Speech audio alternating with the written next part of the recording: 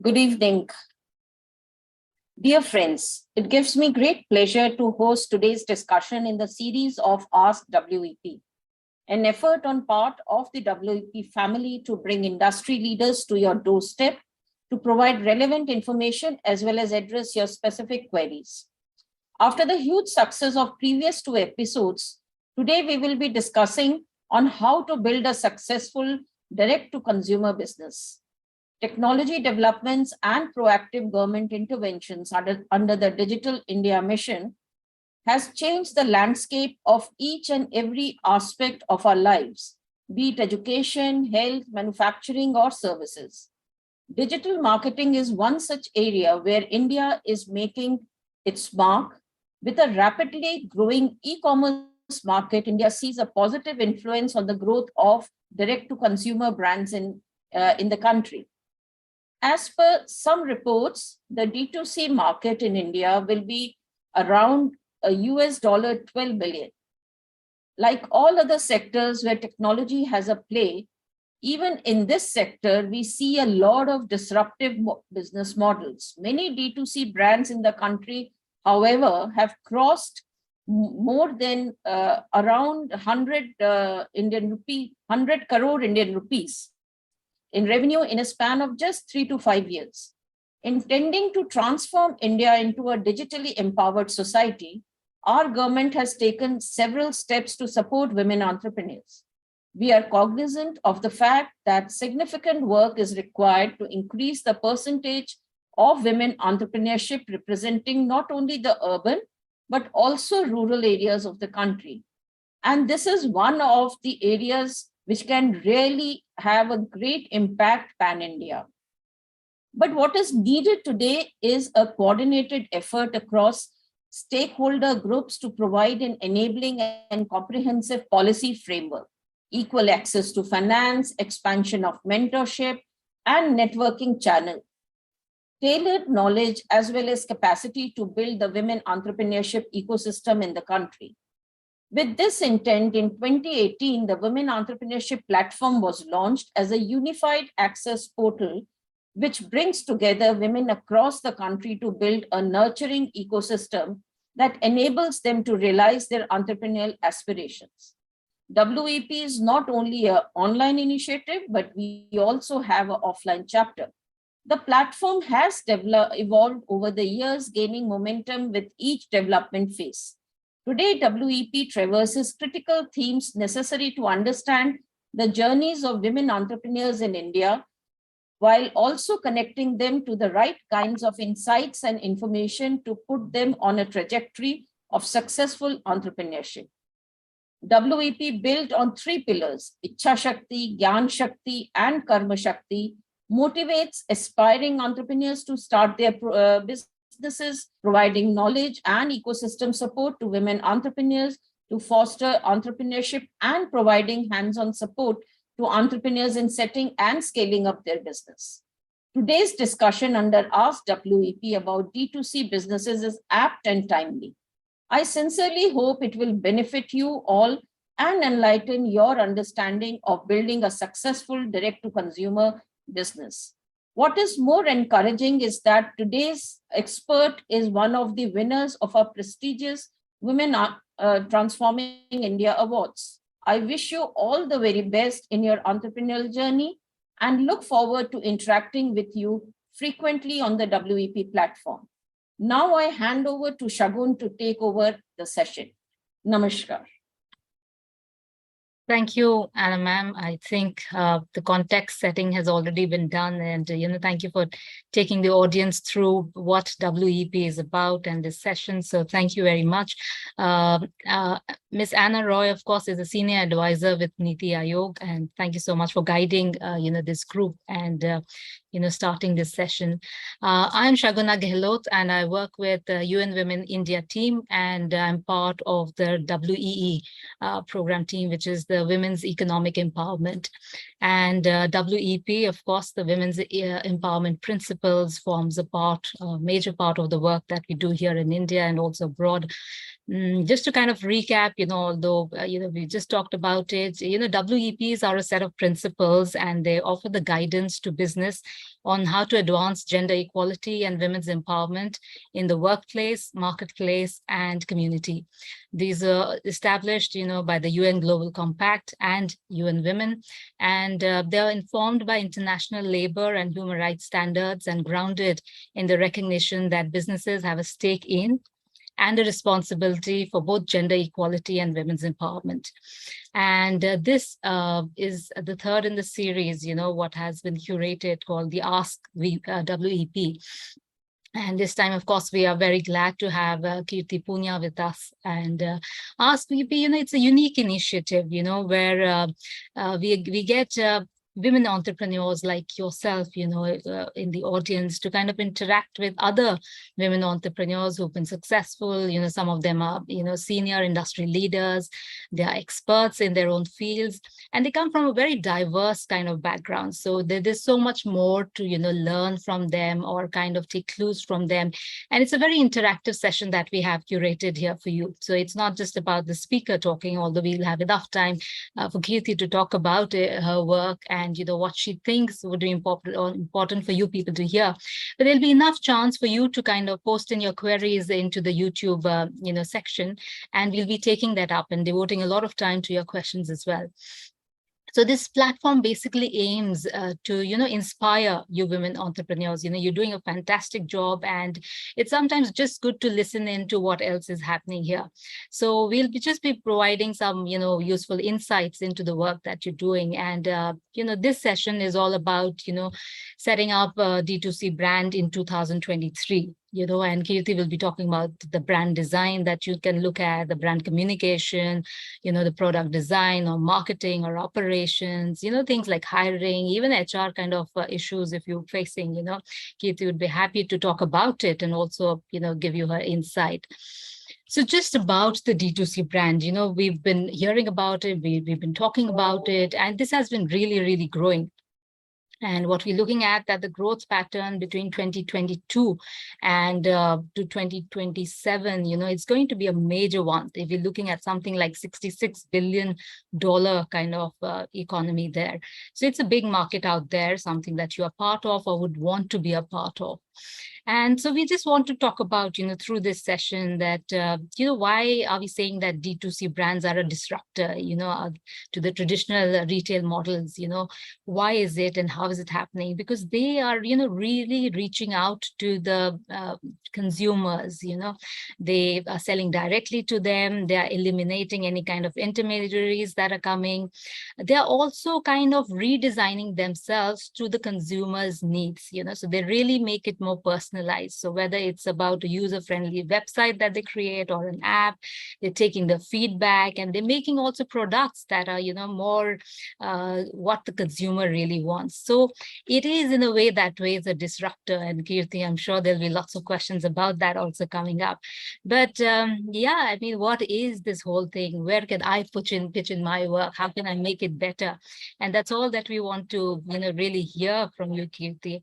So without, taking too much of the time in setting up the context or kind of telling you more about it, you're already part of it, if you're part of the session. So I'm going to welcome Kirti Poonia, but just briefly introduce her, though I'm sure she needs no introduction. She's the co-founder of Relove, but before that, she was part of Okai. She led the transformation of Okai from a 350-member women's group in Gujarat into India's largest D2C platform for artisans to retail authentic handmade products. And as the co-founder of Relove, I'm sure we'd love to hear more about that. I believe that Relove, provides a tech platform for brands to create their own resale stores on their websites, allowing them to sell garments twice and reach new customers. So would love to hear about it as well. And over to you, Kirti. Thank you so much for, taking out your time to be part of this session. Over to you, Kirti. Thank you, Shabina. So excited to be here. When we were setting up D2C for Okai 6-7 years ago, the rules of the game were different, and the rules of the game have changed so drastically that today I will be sharing with you my observations of the world around us when it comes to D2C. maybe some of those insights may be fruitful for you. I would love questions and answers. I've got a list of questions already from a couple of you. So we'll dive right in. The subject is vast. It can cover every single department and a little bit of learning from each section of a business. So what I've decided to do is keep this session as macro as possible and share insights across the value chain and across the supply chain.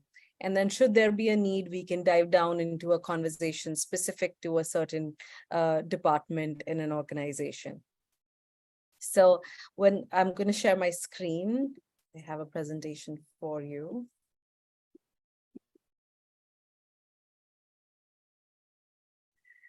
Great. So a little bit about what I do. I know that, there was a round of introduction, but we have developed re-commerce technologies that help fashion brands conduct peer-to-peer resale with a simple resell button in your order history, maintaining deep customer loyalty with their customers, ensuring that the lives of these garments can be extended. And our second solution, Rescue, helps us build digital factory outlets, something that used to be already very much a part of our shopping sprees when we went to Mahipalpur or Lower Parel. So we do this digitally now. We help brands liquidate their damaged inventory through digital factory outlets. And finally, we run custom take-back programs in stores where we take back garments from consumers, sell them online, and in turn of that, brands can issue store credits that customers can use to buy something new. So after a quick overview of what I do, I'd like to dive right into this session. I have made a couple of observations on what are the macro trends that we should be aware of before we set up our D2C business in 2023. Well, on the left side are what the brands are facing, and on the right side are what consumers are feeling right now.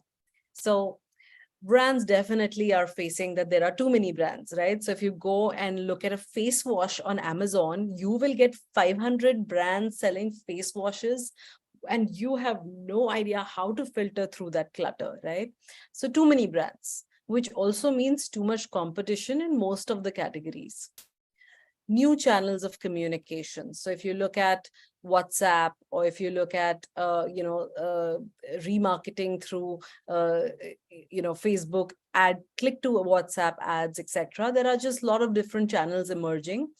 But the current channels where Facebook and Instagram used to be very good in the last few years are not working, and you're getting poor return on ad spends on those. You're seeing a lot of consolidation. A lot of big brands are buying small brands. So you're seeing that a little bit of muscle is being formed in some parts. It wouldn't take the names, but 2-3 organizations are buying a lot of the other small D2C brands, including in fashion. If you've seen the likes of the large ones, designer brands are also getting bought out. Sustainability and circularity remains one of the top focuses for fashion brands. They know that their consumers want this, and they are actively preparing for it. There is no policy, no agenda that has been set for, or mandate that has been set for businesses to do this, but they're pre-preparing before this comes into the picture and becomes a mandatory thing for them to do.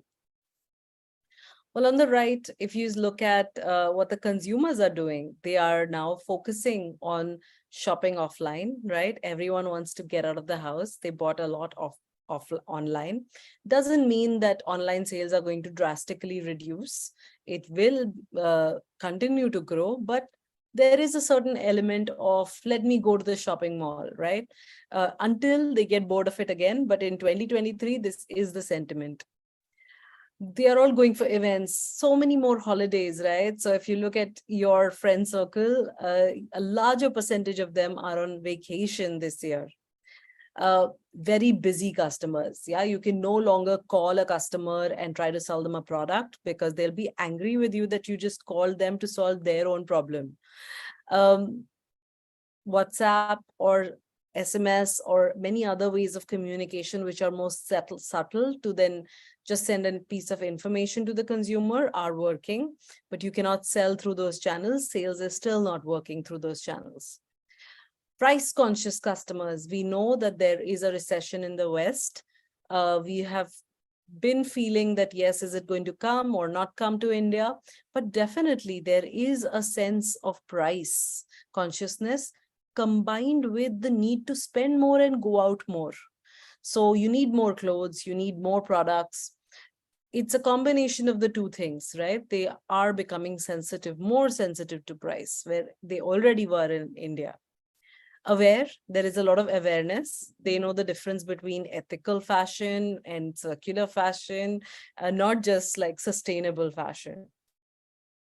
Purchasing power in middle India is increasing, right? And the intent to buy is also increasing in middle India, which is all of the two-tier cities that we could focus on.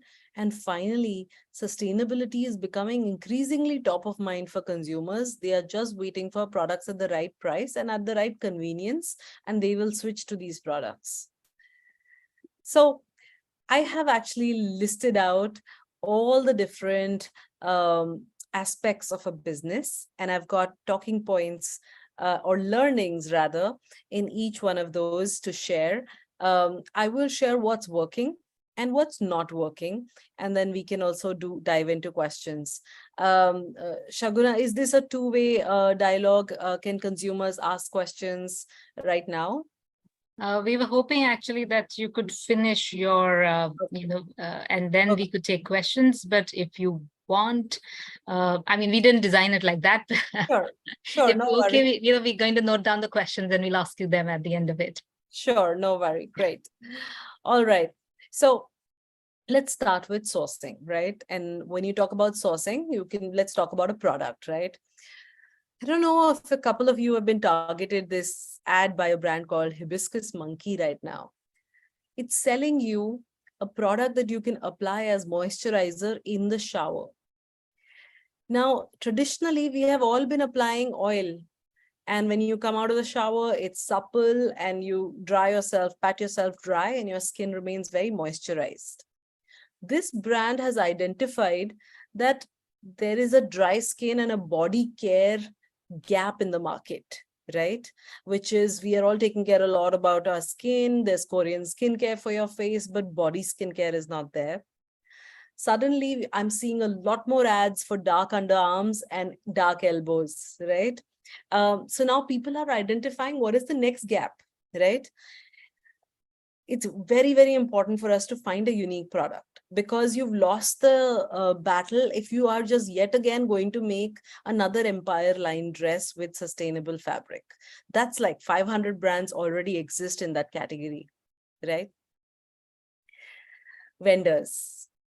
Very, very cool that now there is a larger base of vendors which are very professional, that the last wave of D2C brands has already developed, right? What is a good way in 2023 to find vendors? I would say online, because B2B was not online, B2C was online. But now B2B is becoming online. You can source fabric online, you can source buttons online, right? So I think that entire ecosystem, you can be sitting in a place and now buy. You don't no longer need to go to Jaipur and really go in an auto rickshaw from one place to another. Things that we did when we were setting up. Well, let's talk about pricing. Cotton prices are on all-time high, right? Which means that the largest source of fashion is becoming expensive. There are a couple of sustainable fabrics that are becoming cheaper, like linen, as the popularity grows, is becoming cheaper. So you may want to, consider different types of fabrics which are at the right price for your brand, but be mindful of the consumption, be mindful of where you can get the right price for it. And at what level? So I'll give you an example. If you take gray fabric, which is supposed to be like beige fabric, and do a layer of block printing on it, you'll use lesser color and it'll be lower price, and it's a very hot selling design. You may dye the entire fabric and then do block printing on it, and it becomes more expensive, and the demand for it is also not as high as the gray fabric with block printing on it. So really understanding that and optimizing on the cost is very important. Or if you're making a garment that's very large and has lots of volume in it, then you can use a fabric which was not dyed. Whereas if you're making a straight garment, you can actually use something there that has been dyed and a more expensive fabric, but then you're using 2.5 meters of it. Let's go into design. So there is an oversupply of designers in the market. There are no jobs. There are too many design schools. So if you're setting up a business, you can actually find very good designers at very, very, very, very affordable prices. And that's sad for designers and design schools, but if you're setting up a D2C brand, you can actually get a large team at a not, not like you don't have to beat a killing for that process. It's also becoming easier for us to design, because now you can do digital design and then look at the garments digitally and then actually do the sampling. Design earlier used to be hand-drawn. It used to be hand-colored in many cases, right? So I guess that is one of the biggest things that I've seen is the process of design itself is changing in 2023. We're also doing a lot of data-driven design, right? So everybody now knows that 3/4 elbow kurta sells 75% times more than sleeveless kurtas or half sleeve kurtas, right? We all know that V-necks or round necks, which ones are working for your brand, or even if you don't have a brand right now, go to any of these large marketplaces, go to Myntra and see if they have 75% round neck or 75% V-neck, which one is a larger percentage, right? And that's the kind of neckline that is working, because that's the inventory these brands have or the marketplaces have. And you can tailor your product according to that. Packaging, I think it's a no-go now. Even Myntra has started doing paper packaging, so you cannot any longer use plastic packaging for sure. Zero-waste design is becoming extremely popular. Consumers, since they are aware of zero-waste design, they're also willing to wear a very innovative cut where every piece of fabric has been used. Finally, circularity. Can you use the trims? Can you actually take back garments and reuse them and upcycle them is becoming very popular. Let's get into manufacturing, right? Now, should you in 2023 outsource your manufacturing or should you do it in-house? I would say that there is a third line that has emerged. Is the D2C brands that were growing in the last 5-6 years are also taking small B2B work. So you can actually outsource your production to another brand that is also selling. This helps them have a little bit of a set income on the side and helps you access a larger production unit and not large enough for 1,000 garments to be made in one style. Distributed manufacturing, smaller tailors that you can give out work to with the use of technology is also getting popular. And of course, if you yourself are setting up a unit, can you build a part of that as B2B export market with a product that is altered? Let's come down to marketing. A lot of people ask me this question that, should I launch on my own website or should I launch on marketplaces? This is my opinion that right now, launching on your own website is very difficult. Driving traffic to your own website has become very difficult.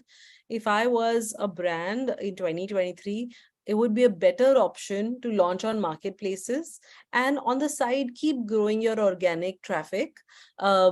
In a year or so, you'll have enough customers, enough learnings to then build upon your own website.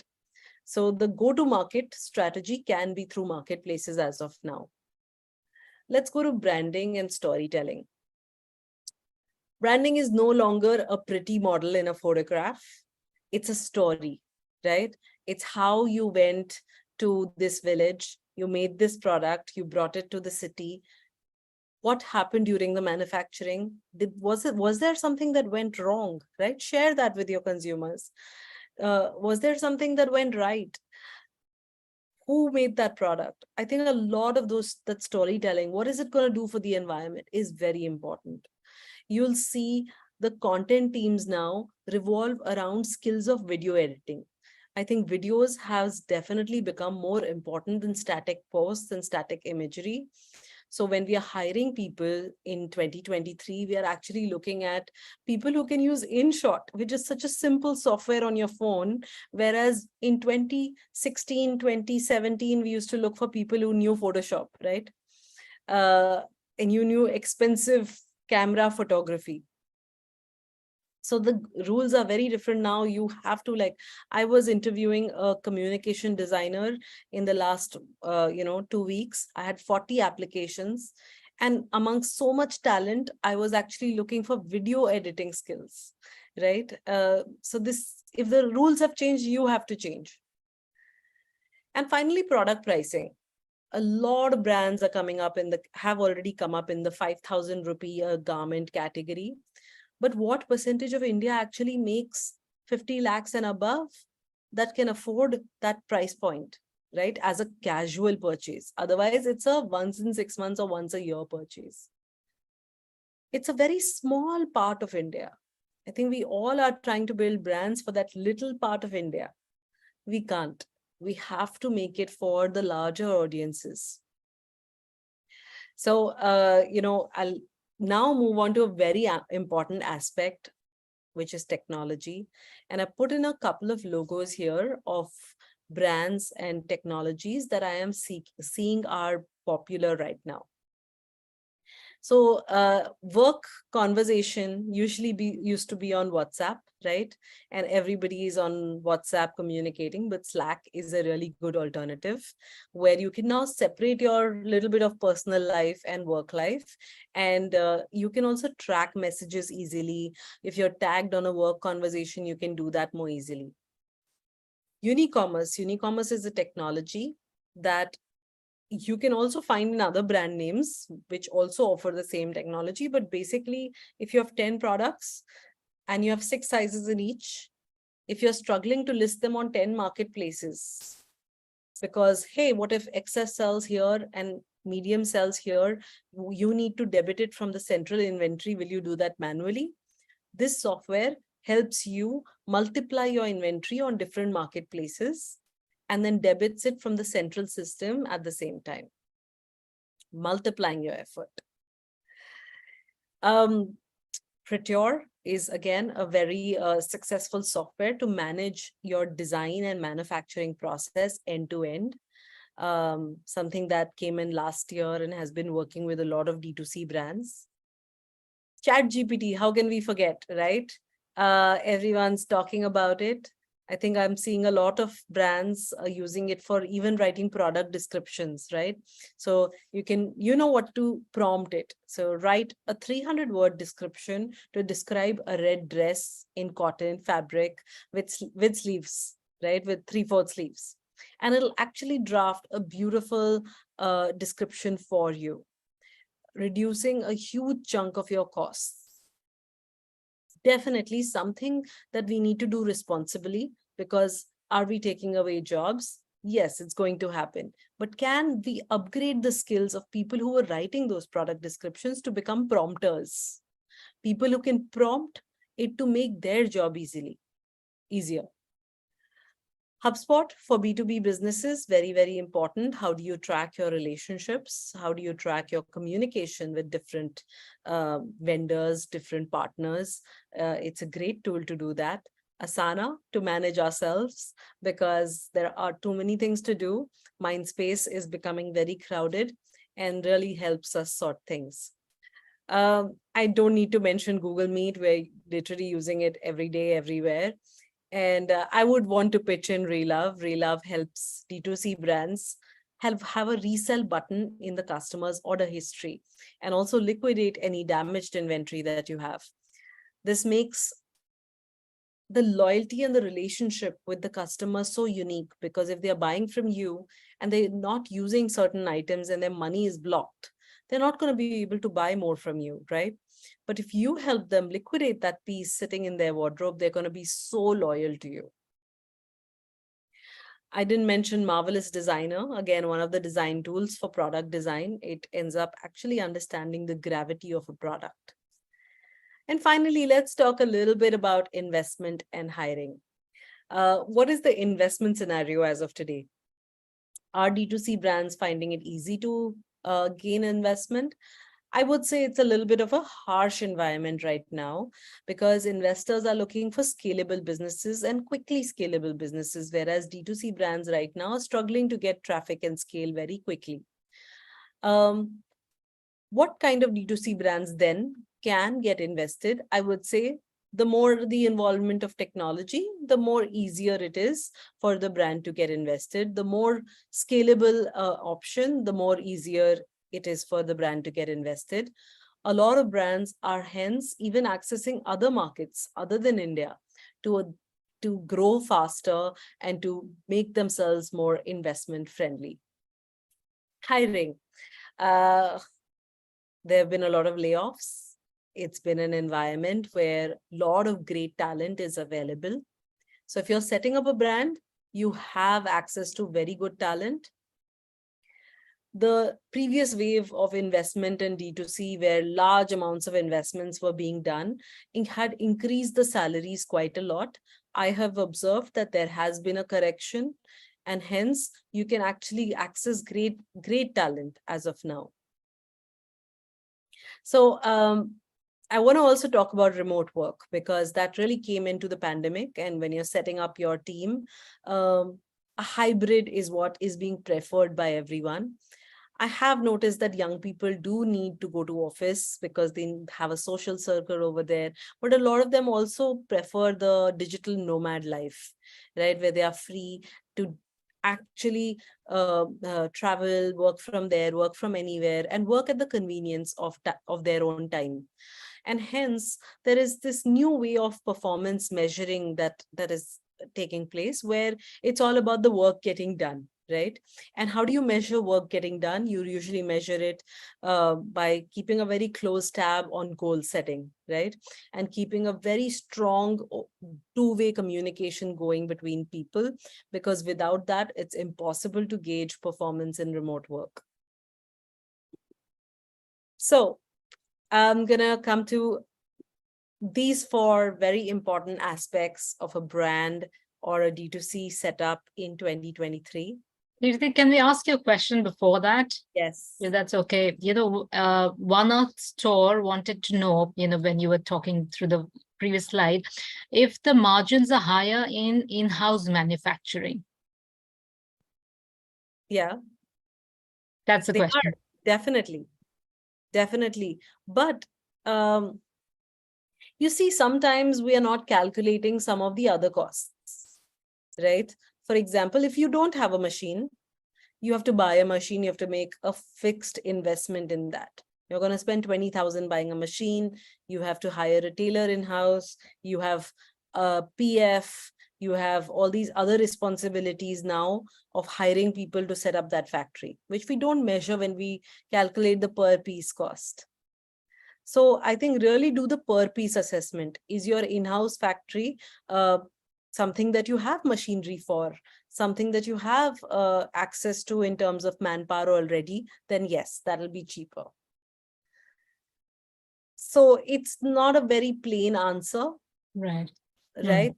And if you're able to produce anyway close to 50 to 100 garments, then outside is cheaper. Okay. Right. Thank you so much. Yes, I'm sure that'll be helpful. Great. All right. So coming to this slide, 4 very important aspects. And the first one being mind share is equal to market share right now. If you'll see a lot of the brands, they are constantly posting content on social media. Some of the content is irrelevant to the brand, right? It's just like trending reels, right? So you no longer require a garment. You see it, you buy it, right? It's not like it's a big need for you right now. Sure, if there's an event, there is, but it is becoming more of there are too many brands. Whichever one I saw today, I'll buy. right? So how do you become visible is a very important aspect. And many people are able to set up an entire brand, launch a brand, but not able to get their customers because they are shy of doing this. I myself struggle a lot with video content. And we've realized that we just have to do it. We have to get up, get ready, and shoot video content. We have no choice. Convenience is becoming very important to the customer. 5-6 years ago, your shipping time could be 15-16 days. But now the customer is expecting it in 2 days, 3 days max, right? Many other things. Sari shops are no longer selling saris without blouses and falls, right? They are selling the whole set. If you order a Kanjivaram sari, they're going to make your blouse and ship it along with that in 24 hours. Personalization, the amount of technologies that are coming in that are solely focusing on what is it that I will see when I go to the same website, and what is it that you will see simply because you like round necks, right? So how do you ensure personalization? Like, I'll share an example. We are launching a Zara thrift sale next month, and we are only launching it in email. So we're not launching it on our own website. And our email subscription list already has the sizes for each customer. So if you're an S, you're going to get an emailer only of S size products, right? Because it's anyway thrifted, so it's one piece each. So we're only going to ship that in their mailbox. So a personalized buying experience. Don't show me an extra large if my size is small, right? Values over value. Very important. People are willing to pay a little bit more if it appeals to their soul and the value system that they stand for.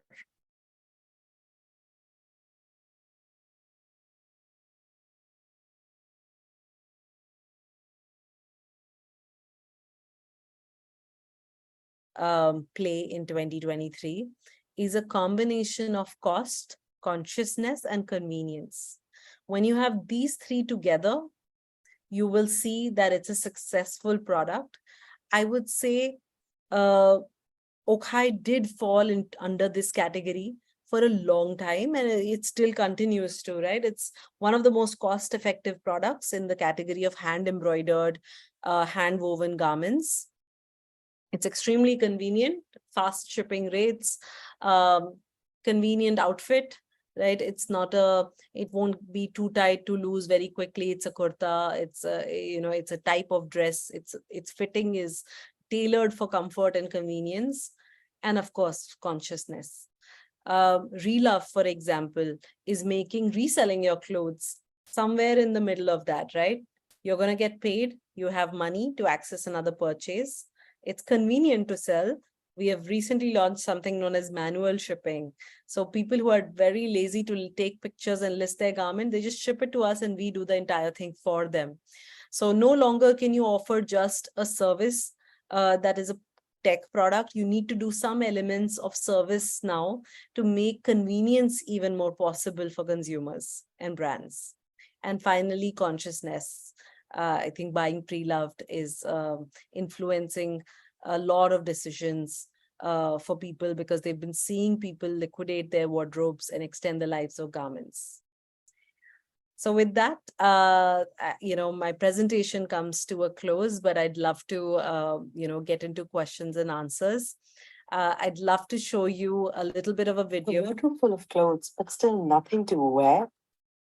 It might be time to declutter, but we get it. They're perfectly good clothes that shouldn't end up in a landfill. Introducing Relove, a quick and easy way for you to sell items you no longer wear. Add a few details of your garment. It only takes 60 seconds, and Relove will pick it up right from your doorstep for free. Choose cash or store credit and get fantastic deals. You can buy using Relove too. Shop from your favorite brands at up to 70% off. With a Relove guarantee, items are in the condition as described by the seller, or you get your money back. You can buy great garments at great deals and help eliminate fashion waste. So what are you waiting for? Start reloving today. Thank you, everyone. Wow, I think that's a fantastic initiative, because I think a lot of people, they do that compulsory or an impulse, they would just shop something, and they're all good clothes. And sometimes you just don't like your movie also says that it doesn't ideally fit you or something, and you just don't want it to go into a landfill, and you don't know what to do with it, So I think that's a fantastic initiative, Kirti. I mean, congratulations on that. Yes. Thank you. But thank you. I mean, this has been really, really interesting, listening into you. I mean, just saying that, you have to pick yourself up every day and kind of make that video out because the content needs to be there, that's kind of a learning for a lot of people as well. So I'm going to now, take up questions that have been posted and would love to hear from you. Sure. Should I continue to share my screen or should we? So I think we have a few questions here, Kirti. I mean, I think the first question we have is, what are the initial steps and common challenges in setting up a successful D2C brand? And how crucial is market research and identifying target consumers? I think without market research and without identifying the right consumers, one should not even begin. So it's like, I can't say it's important enough, right? You have to have deep consumer insight on a certain product that they have been wanting and they don't even know, right? If you look at, everyone was getting very confused with the 10 products we were being asked to put on our face, right? For anti-aging. There was like a serum everyone was trying to sell and a sunscreen and a cream. And recently a brand has come out and said that this is just the one thing you need to put. So there is a section of society which is very happy that, okay, now I need to put just one cream. Deep consumer insights like this. I'll give you another insight that somebody shared with me. Consumers in India used to buy anti-aging after they had already crossed their 40s. And now young people are buying anti-aging cream as a preventive measure. That's so true. Yes. Right? Now that's a piece of insight you have, but I have to go out there, validate it, right? See what percentage of young people, what price point will they pay? Because it's young people. You can't sell the same cream that you were selling to people in their 40s who could afford it, right? So will this have to be at a lower price point? All of that research should be used to then build the framework for your D2C brand. Right. Yes. And we have, interest in the Relove as well. So, we have this question that's come in and it says, do you plan to bring Relove to categories other than apparel and fashion? And what are your top 3 picks? I would love to do it for furniture. I think it's brainless, right? Because we all have been reselling furniture with a lot of difficulty, right? It's a very, not a very easy process right now. But moving furniture from one city to another or one location to another is a challenge. And hence, I'd love to do it in that category. I think sports goods and finally books. I think I would really like to do books. Ah, books. How lovely is that? Yes. But, yeah, furniture is something that you kind of move places. So you do get, you need new furniture, you need to change it. So yeah, the top 3 picks is, we'd love to look at that, really love kind of taking those up as well. Yes. Okay, let's move on. We've got lots of questions and we need to cover a bit of ground here. So can you provide a few examples or approaches for D2C marketing for new category creation? So in education, if it's infographics or long form content or influencer, I mean, what would you like to say? I wrote those down actually below the question. Oh, is that what you're going to say? I'm so sorry about that. No. Those were the 3 answers, is that when you're creating a new category, and Relove is creating a new category, if you see our Instagram page, there is a balance of video content, which is for reach, infographics, which is really explaining what will this do. because visualization of the future is very important when you're creating a category. And finally, we are doing a lot of long form content on the advantages of this on our website for brands to take note. Okay, yeah, one would have thought long form content might not be working too much now, but you think it's more for the brands that are reading in and following you. Okay, right. That's quite insightful there. Okay, how much time should one ideally spend from idea to, proof of concept is another question. 3 months. Okay, is that what the idea? Is that what I have always spent? I would say that, in earlier times, it used to be 1 year till you actually decide on a business. But now with access to technology, access to more information, access to be able to test out your product without even having a product. So when we launched the refill business last year, Restore, where we were running Relove and personal care, we ran ads without having a product to see how many people engage with the ad. So today you don't even need to have a product to get that data from consumers, right? And understand if they really want this. I would say 3 months is a good time for you to flesh out a little bit of brand, a little bit of the product. And of course, if it's a R&D level product, then you're going to take a long more time. Also, I mean, the ideation, there are like so many ideas there, and, everybody's thinking as they're going. So you're right, if you were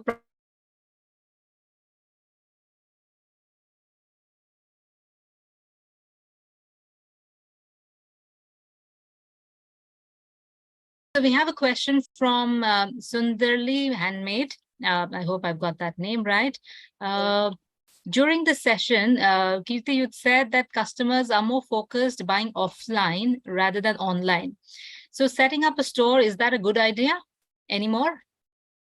Look, I would not suggest that you set up your own store because the rents are also very high. But indulge in shop in shop or partner with a large format retailer like Shop a Stop or Pantaloons. And that will help you access that channel without a large investment. Online will also grow. It's not that it's not going to grow at all. But in your category, Sundari has beautiful hand embroidered and hand woven saris. Touch and feel will be very important. So is there a way for you to be in large format retail shops? Right. I hope that's useful. I mean, you can always come back with more questions. There's one question from Kirti Jindal, and it's a very, very practical question like many others. How do you choose a good agency for performance marketing? When I chose an agency 4 years ago, it was a boy straight out of IIT. And he was a teacher of performance marketing. And he said, I will start my own company. I chose him because he didn't have very many other clients at that time, and he would have grown along with us, right?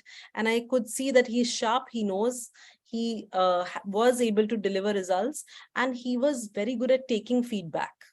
Because a lot of performance marketing agencies that are very big and professional, they don't want to hear any founders. They're like, we know everything, and we know that the ROS is low everywhere, and your content is bad, and your website is bad.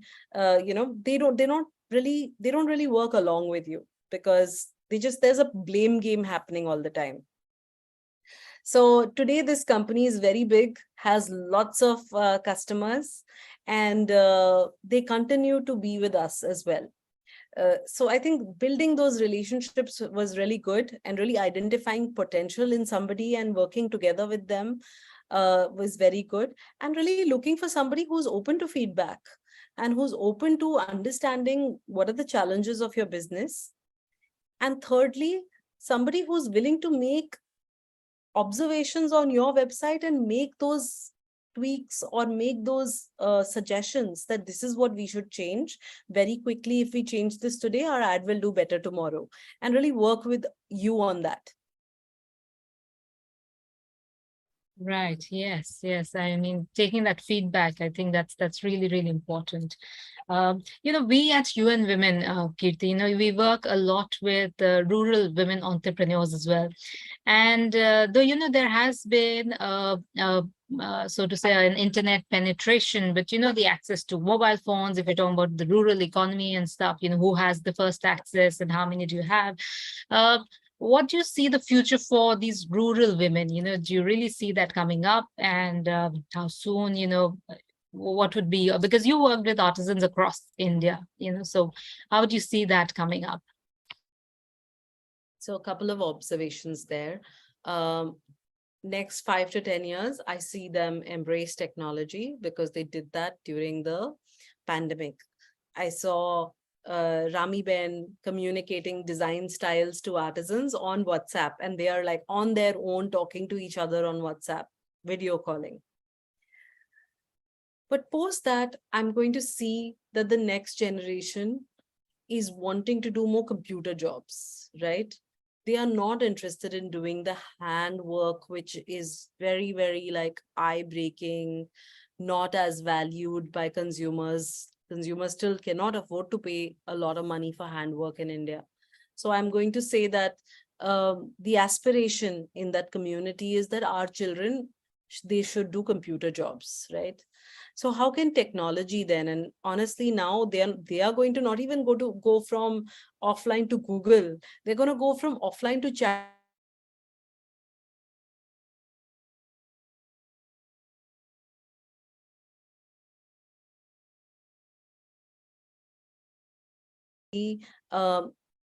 And be able to either sell products, make products, design products using that technology. Yes, yes. Sorry, I was just taking advantage of being the moderator here and putting in a few questions of mine. But we've got, Vidushi Lal, and she says, how does a small business gauge how much to invest in advertisements? And I think that's a very important question that a lot of, new entrepreneurs especially want to ask, since that is the only way to drive traffic to your sites and products. So is there like a safe percentage that you should have? I would say that if you're setting up a business right now, say you take out 10 lakhs that I'm going to make a product and I'm going to spend some on marketing, some on branding. Usually, ideally, somebody would spend 2 to 5 lakhs of that 10 lakhs, that is 20% to 50% on marketing. My recommendation is that spend that money to create amazing content and try to push it organically, because nothing like that, right? So instead of spending 10,000 rupees and making a really mediocre piece of content, say, can we make more content and push it out organically? Try this channel, that channel, try YouTube shorts, try live video selling, because the power of organic today is very high. The minute you start spending, it's a tap that opens and all your money is over before you know it, right? And then you're going to be all disappointed. I've noticed that if it is somebody else's content and you're trying to use it and you're trying to get tagged in that, right? Trying to get people to tag you. But if they come to your page and there's not good content of your own, then they're not going to follow you. So you need to build your own really, really good content. And by good content, I don't mean high production value, because people want normal content of me sitting like this and talking in this room. That's it. They want phone content, but they just want a lot of it. They just want a lot of communication, and they just want a lot of authenticity. Right, a lot. We need to underline that, so all those who are a little bit lazy, I mean, you need to get out there, right? Okay, so we have Tarun Bamba, and he says, how can we rely on third-party retailers? Logistics, including fulfillment and shipping, these are probably some of the bigger challenges, right? I know a couple of people who outsource their warehouse, fashion brands that give it to somebody and they do the shipping and the returns management. I say that, the one fashion brand that I know does that is based in the Himalayas, right? So they can't ship from there. It's too much of a long ride from Shimla for them to ship a product, right? So for them, it's important that they had something around Pune or West India to be able to cater to Mumbai and Delhi. But if you're already placed in a city and you have access to some space, or if you're based in two-tier city, I would say use a third party if you're based in the heart of Mumbai, because for you, it's a very expensive warehouse. But if you're based already in Indore and you can have like a really good setup, which is much cheaper, then use your own setup. Okay, right. We have another question from Sashi Singh, and pointing out two major problems have been in focus for a long time. The timely and adequate finance, and the other is market, is what she's saying. How do you see this being resolved? And reach of technology to the grassroots is really a challenge.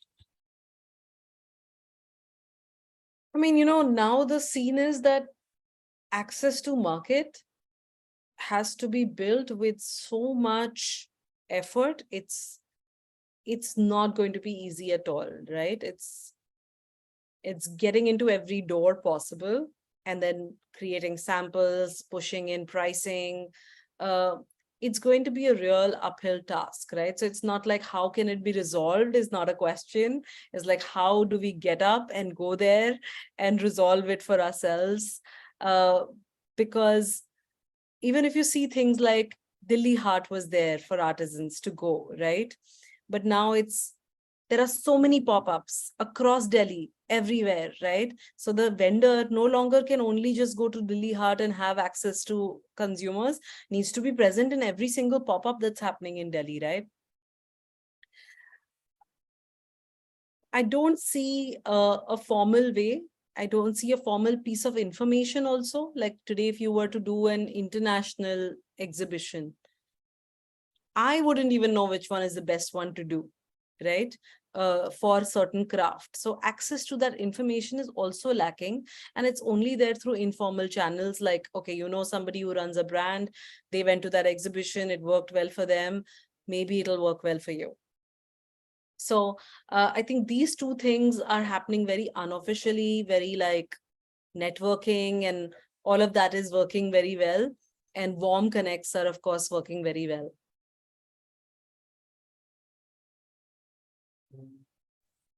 Right. Okay. So we have Setika Singh, and she wants to know, how do you identify your target audience and what are the different ways of identifying them? I think audience is always a crucial one. I think the audience that you're solving the problem for, right? So the audience with that biggest problem. So I can say today that for thrifting, the sellers are in their 30s and the buyers are younger, like teenagers and 20s. What is the problem that I'm solving is that the people in their 20s want to look like they have more money and want to access products that are slightly more expensive than what they can afford. So they want to buy pre-loved. So I think you don't identify or you don't say that this is my target audience and this is who I need to cater to. You identify the gap and the problem that you're solving for this community, and then you will start seeing data. So is what you were intending to do and you started with translating into actual numbers or not? So for example, today, if I see my Instagram following, is it actually the 18-year-olds or is it, late 30s and 40s? Then my TG is either not correct or I don't know that I'm solving a problem for that segment as well. So I think really studying your data, micro data, small data also, if you have, even if you have like 10 people coming to your website, at that point, we start studying the data. Then, okay, out of these 10, how many are this type, how many are this type, and how many are this type? And this is my segment 1, segment 2, and segment 3. And always remember that you will have more than one segment of customers, because they'll just be a smaller part of the spectrum, but there will also be other spectrum TG that will buy from you. Right. So always studying your audience as well, who is there. Okay, right. There's a question from Akansha, and she says, any advice for preventive wellness D2C brands? She's talking about a specific one, and I know it's too broad a question, but any particular insight that one could benefit from? I think preventive is in that spectrum of you're creating a category, right? In India, where now people are becoming more health conscious. What specific advice could I give? I think, I don't know if, WhatsApp communication and consultative selling through WhatsApp. I don't know if that has been something you've tried, but I do feel like I have a Food Darzi subscription, and they have a WhatsApp group with me. The minute I shopped online on their website, the nutritionist now started consulting me on WhatsApp. So now I'm like so lazy to go back to their website. I am only chatting with them on WhatsApp. If I'm lazy to order food somewhere else, I'm probably going to order in that WhatsApp group, because they are consulting with me. They're like asking me, did you like the corn this evening, or did you like the paneer this afternoon, right? Healthcare specifically needs to be specific to every individual, because every body responds differently. And if you can add some element of personalization and consulting, it can be very successful.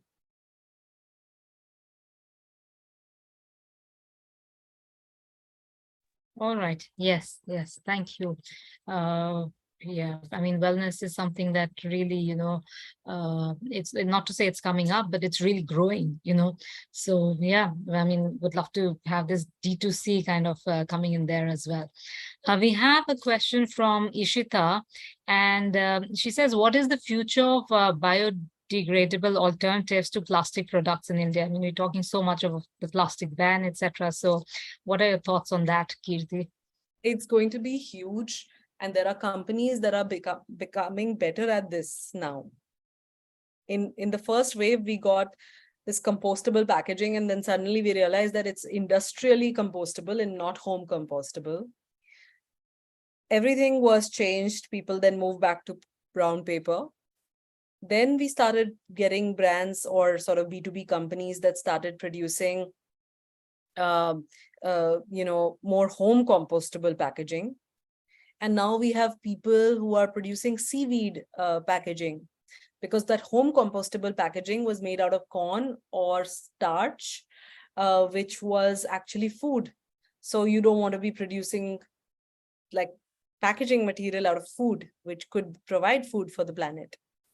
So now the next wave is probably going to be things that are waste and now being converted to packaging. And it's going to be a huge, huge boon, because if D2C is going to grow, there's only going to be more requirement of packaging.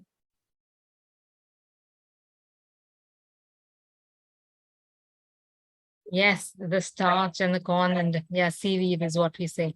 Okay, so we have a final question by Geeta Shri. We're calling it the final question. Yes, it's a great question, actually. It says, can D2C be offline? So what does D2C mean? Mean you are the maker and you're selling directly to the consumer. In its definition, why not? Right? So if a shop that makes its products and sells its products on its own is D2C. So Bombay Shirt Company making the shirt on their own and selling it is D2C, and they are bigger offline.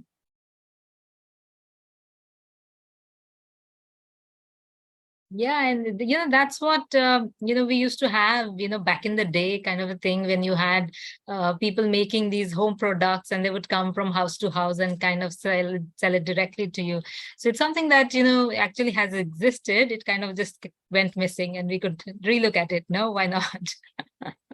Absolutely. Okay, right. No, this has been a fantastic session, Kirti, and there's been so much of learning that, I've been making notes myself, though I'm not an entrepreneur, but so much that you can apply to your own work that one is doing yourself, whether you talk about the social media, that you need to have your presence there, or just having the ideation period, like you said, that, it needs to be 3 months. You can't really sit on that, from idea to proof of concept for a year unless it's R&D. So, there has been a lot of learning, and especially because it comes from somebody like you, who has so much of experience, and, you working on the ground, you changing, kind of shifting gears, so that experience is even broader. And I'm sure, that's something that, a lot of these young entrepreneurs, and some who actually already doing well for themselves, will be taking back. And I'm sure there'll be a lot of more questions, and I'm sure there will be a whole demand of, let's have Kirti back. We need one more session here. But, we would love to have these kind of sessions. In fact, to the organizers, I would also like to say, it would also be nice sometimes to have our audience also kind of connect directly, and if they can ask these questions, also, directly to the speaker, like Kirti, you were asking if we can take these questions now. I think that it could have been also more interesting to see some of those faces and kind of learn about the work they are doing. Some of them we kind of know, but not all of them. So that's always something that we can kind of going forward can also adapt and go forward. So, let's see, Kirti, we would still like to, learn a little bit more from you and, really hear from you. So, your market research and understanding is top notch, right? Now, are there any resources or any kind of advice that you'd like to give for young entrepreneurs, which they could also follow to be as aware as you? Okay, so what is my source of information? It's number one, observation, right? Notice what a brand is doing to you. How is it behaving with you, right? Not as a consumer, but as a consumer plus a business owner, right? So that really trains your mind, right? To observe it and really understand what must have been their strategy before they send this message to me. What must have been their strategy to do this pop-up over here? I think that observation really helps you identify your own learnings. The second is, of course, talking to people and especially other founders, right? A lot of the information in this field, it moves very unofficially because there is no like single repository of information. There's no library for all these learnings.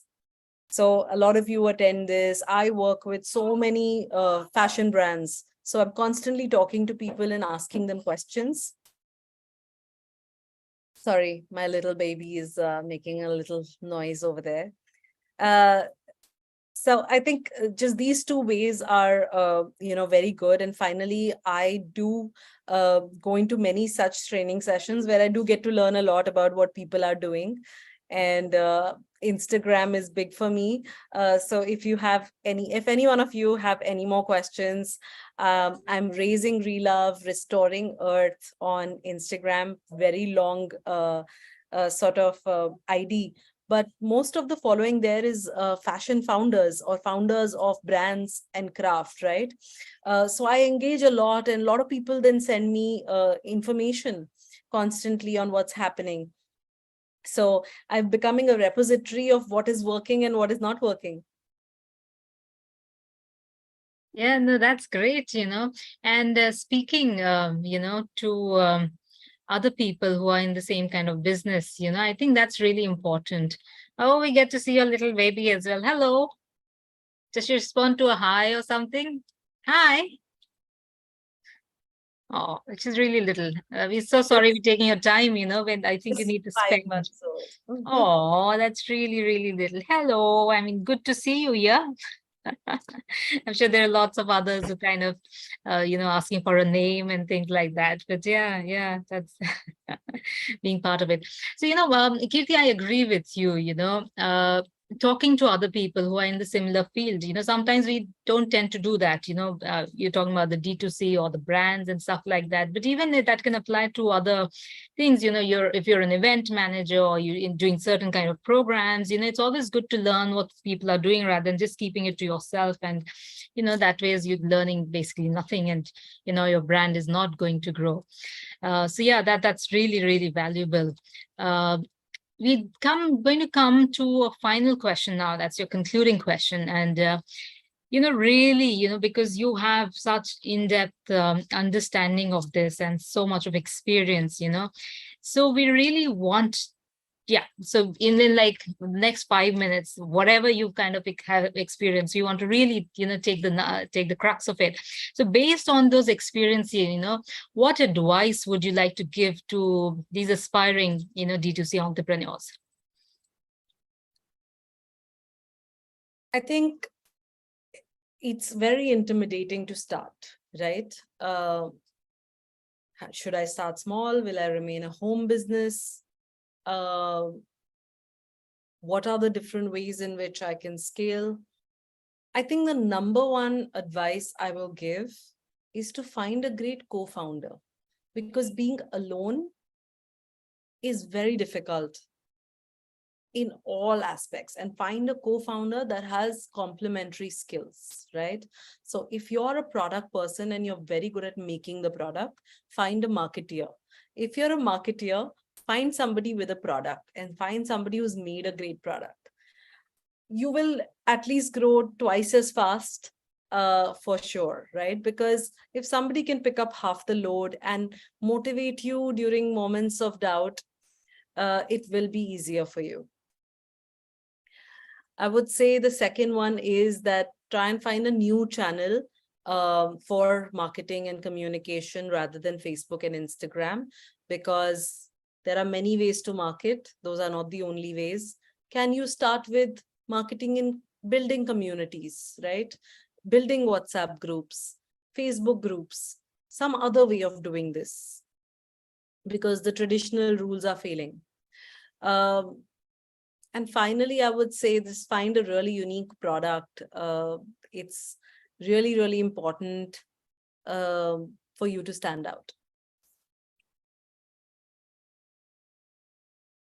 Right. That's really, really, I think wise advice for all of us, and I'm sure those three things, I mean, this is going to be, available, and I'm sure lots of people are going to be replaying this bit, the last section of it, that when you share those three highlights that people should use in their D2C.